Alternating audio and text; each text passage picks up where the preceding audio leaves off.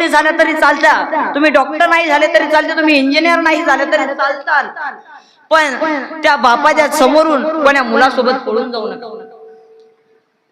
तुम्हाला लग्न करायचं ना, त्या मुलावर प्रेम केलं, सांगा तुमच्या बापाला, म्हणा पप्पा मला तो मुलगा आवडतो, मला त्याच्यासोबत लग्न करायचं. त्या मुलाच्या घरचं चांगलं असेल तर दिन तुमचा बाप लग्न लावून. पण आजकालचा तसा जमाना राहिला नाही. मुली ज्या भिकार चोटासोबत पळून जात्या, ज्याच्या घरी अर्धा एकर जमीन नाही त्याच्यासोबत पळून जातात. हा फार विचित्र काळ आलेला आहे. म्हणून मायबापचं आपल्याकरता निर्णय घेतात ना, तो अत्यंत महत्वाचा निर्णय घेतात. तुम्ही आताच पाहता, पण मायबाप असे आहेत ते तुमच्या पुढच्या भविष्याचा विचार करतात. तुम्ही आम्ही 5 मिनिटापुरता विचार करतो, पण मायबाप 5 मिनिटापुरता कधीच विचार करत नाही. पुढे आपल्या मुलीचं जर आयुष्यात चांगलं झालं तर त्या बापाला याच्या पलीकडचं कुठलं सुख नाही.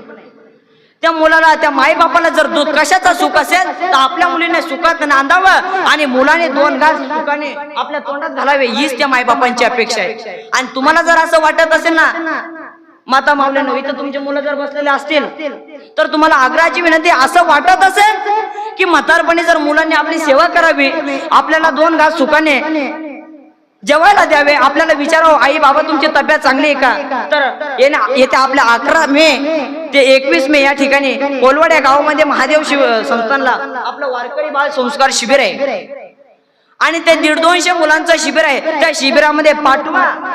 10 दिवसामध्ये तुमचा मुलगा काही नाही शिकला तरी मृदंग नाही शिकणार, टाळ नाही शिकणार, कीर्तन नाही शिकणार, गायन नाही शिकणार, पण तो एखादा चांगला संस्कार घेऊन जरी गावात आला तर मायबापाने याच्या पलीकडे काय पाहिजे. तुम्हाला जर वाटत असेल आपला मुलगा संस्कारवान बनावा तर आळंदी सारख्या तीर्थक्षेत्राच्या ठिकाणी पाठवा. अरे माऊलीच्या सानिध्यामध्ये रेडा बोलला रेडा, आणि याच्या पलीकडच्या भाषा सांगायचं झालं तर तुमच्या आमच्या 2 पायाचे रेडे काय बोलणार नाही.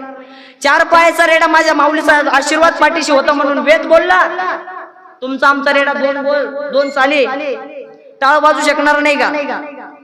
आणि माऊलीच्या दरबारामध्ये गेलेला साधक नाही कीर्तनकार झाला तरी चालेल, नाही पक्वाजा झाला तरी चालेल, नाही गायनाचार्य झाला तर चालेल, पण तो शेवटपर्यंत आपल्या आई वडिलांची सेवा करतो.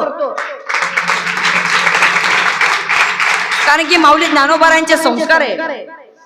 म्हणून हात जोडून सर्वांना विनंती आहे, आपल्या मुलाला जर संस्कारवान बनायचं असेल तर त्यांना आळंदी सारख्या तीर्थक्षेत्राच्या ठिकाणी पाठवा.